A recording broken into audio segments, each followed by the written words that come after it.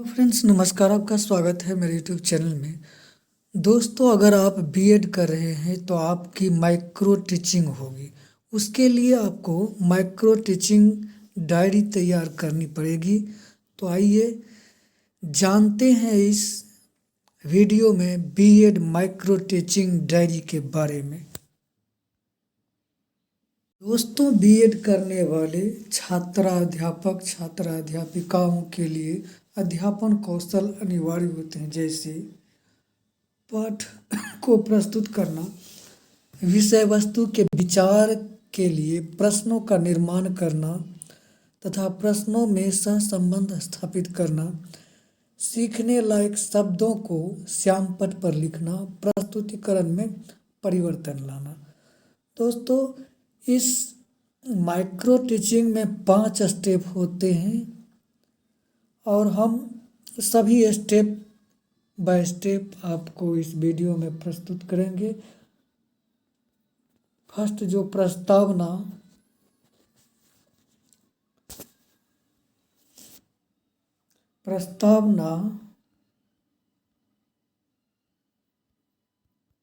से लेकर के श्यामपट्ट कार्य।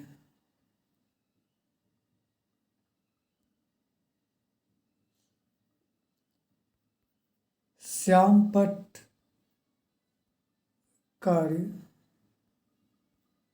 तक जो 5 स्टेप होते हैं माइक्रो टीचिंग में, हम सभी स्टेप की इस वीडियो में व्याख्या करेंगे। यदि आप भी बीएड कर रहे हैं तो ध्यान से सुनिएगा और यदि वीडियो पसंद आए तो लाइक कीजिएगा, चैनल पर नए हैं तो सब्सक्राइब कीजिएगा। तो आइए जानते हैं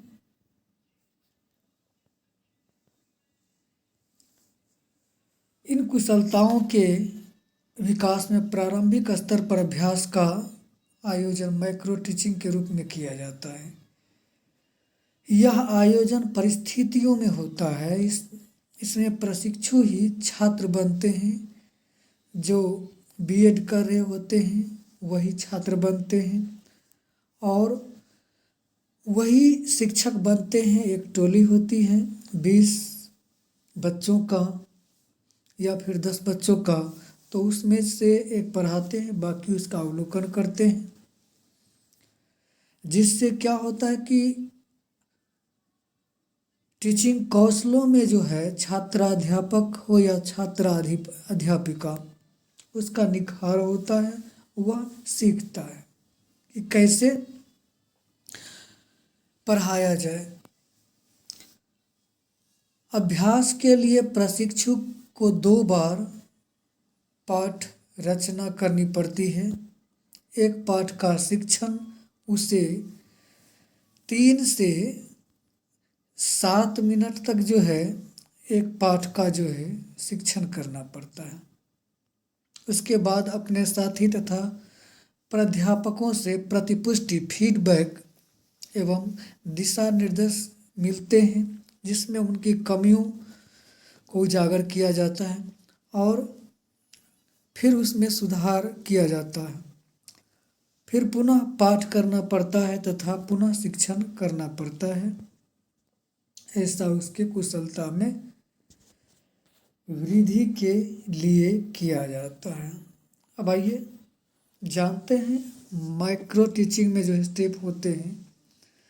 जैसा कि मैंने शुरू में बताया था, 5 स्टेप होते हैं। सबसे पहला जो है प्रस्तावना, कि एक छात्राध्यापक किस प्रकार से क्लासरूम में या बच्चों के बीच प्रस्तुत करेंगे, प्रस्तावना करेंगे, उपस्थित होंगे टॉपिक के साथ।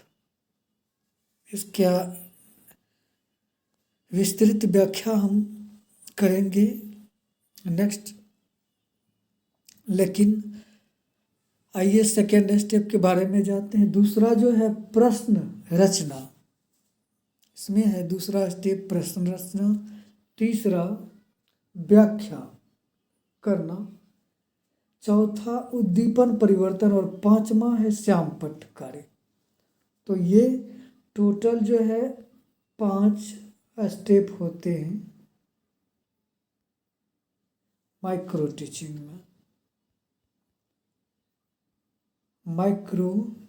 में। दोस्तों,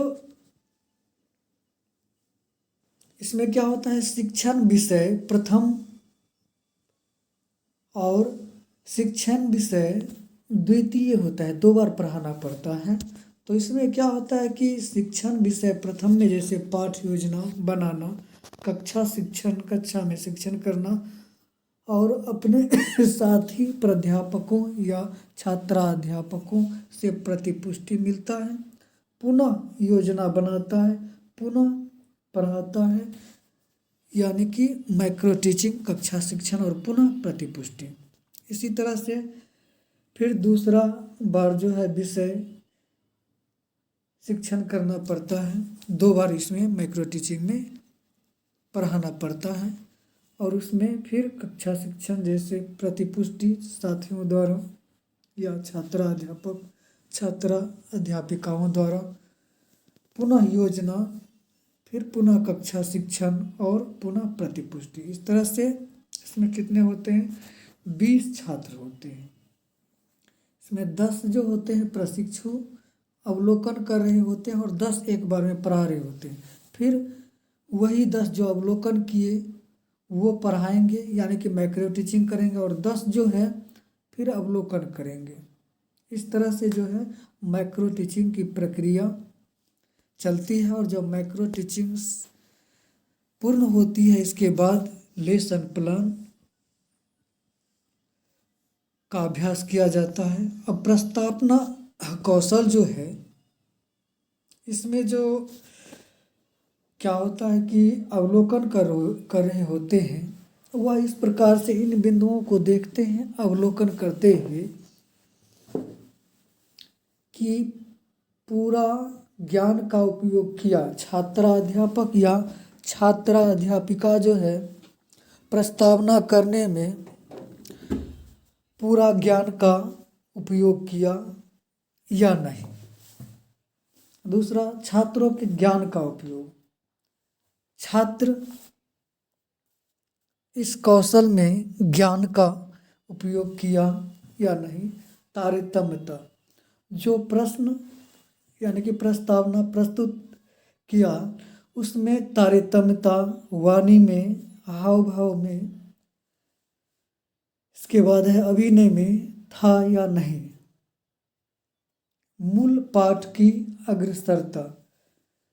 5वां है सहायक उपकरण, यानी कि छात्राध्यापक ने प्रस्तावना में जो सहायक उपकरण यानी कि चौक, डस्टर, इसके साथ ही जो क्या कहते हैं वो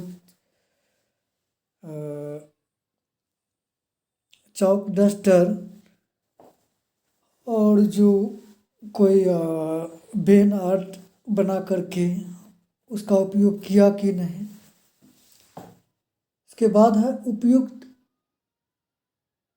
अवधि सीमा, यानी कि जो 3 से 6 मिनट या 7 मिनट एक कौशल में समय दिया जाता है, उसका सही उपयोग किया कि नहीं।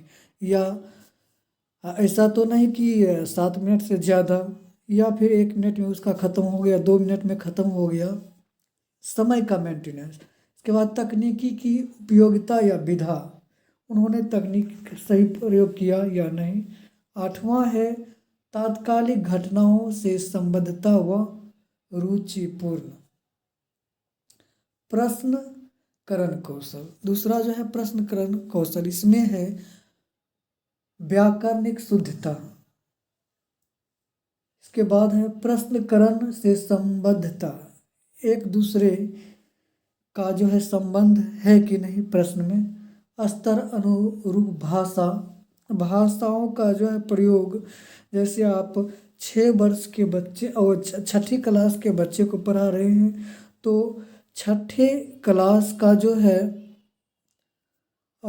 उसके स्तर के अनुरूप जो है आपको प्रश्न करना चाहिए।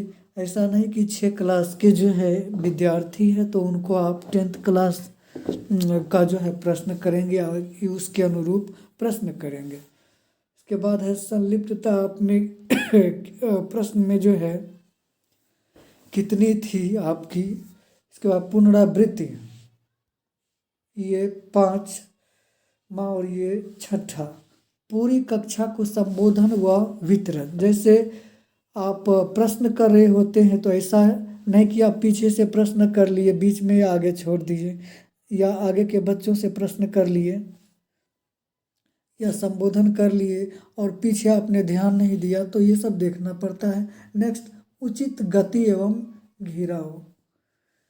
प्रश्नों में तारतम्यता, एक दूसरे के साथ संबंध, जुड़ाव, प्रश्नों की पर्याप्तता, ये सब प्रश्नकरण कौशल में आता है। इसके बाद पुनर्बलन कौशल, मौखिक स्वीकृति, हाव भाव स्वीकृति, समीपता पुनर्बलन, सकारात्मक अशाब्दिक सकारात्मक शाब्दिक संकेत। इसके बाद है 6ठा, अतिरिक्त संकेत, नकारात्मक शाब्दिक संकेत, नकारात्मक अशाब्दिक संकेत। नेक्स्ट, श्यामपट्ट लेखन कौशल, अक्षरों की सुडौल व स्पष्टता। आपने जो लिखा वह उसमें समानता है, सुडौलता है, स्पष्ट बच्चों को जो लास्ट में बैठे उसको दिखाई दे रहा है या नहीं, इन बातों का ध्यान रखना पड़ता है लेखन करते समय। इसके बाद अक्षरों के आकार की समानता, एक दूसरे से बड़ा छोटा नहीं होना चाहिए। बच्चों में वाक्यों में संलिप्तता एवं सुस्पष्टता,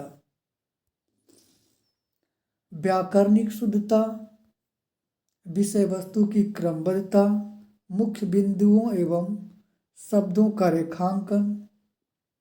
पढ़ाते हुए जो कठिन शब्द है या मुख्य बिंदु है उसको आप रेखांकन कर देंगे। जैसे मुख्य बिंदु, इस तरह से शब्दों का रेखांकन आप खल्ली से या वो चौक से बोर्ड पर, ब्लैक बोर्ड पर कर देंगे, जिससे जो है मुख्य फोकस जो है बच्चों का उस बिंदु पर जाएगा, उस शब्द पर जाएगा। नेक्स्ट, पाठ के साथ साथ चित्रों रेखाओं का विकास, रंगीन चौक का प्रयोग, ये सब श्यामपट्ट कौशल में है। अब नेक्स्ट है उदाहरण सहित या दृष्टांत कौशल। उदाहरण, दृष्टांत सुगम और सरल। जो आपने उदाहरण दिया वह सुगम बच्चों की समझ का था और सरल था कि नहीं। दृष्टांत प्रासंगिक है या अप्रासंगिक, इस पर ध्यान देना है। दृष्टांत रोचक। इसके बाद छात्रों के अंतरों से उसके बोध की जानकारी। दृष्टांत में आगमन निगमन विधि का प्रयोग किया कि नहीं। दृष्टांतों की संख्या समुचित थी। छात्रों द्वारा दृष्टांत दिए गए थे। छात्रों ने पर्याप्त सिद्धांतों को समझ लिया था। इस तरह से ये 5 माइक्रो टीचिंग में सोपान होते हैं, स्टेप होते हैं। प्रस्तावना से लेकर के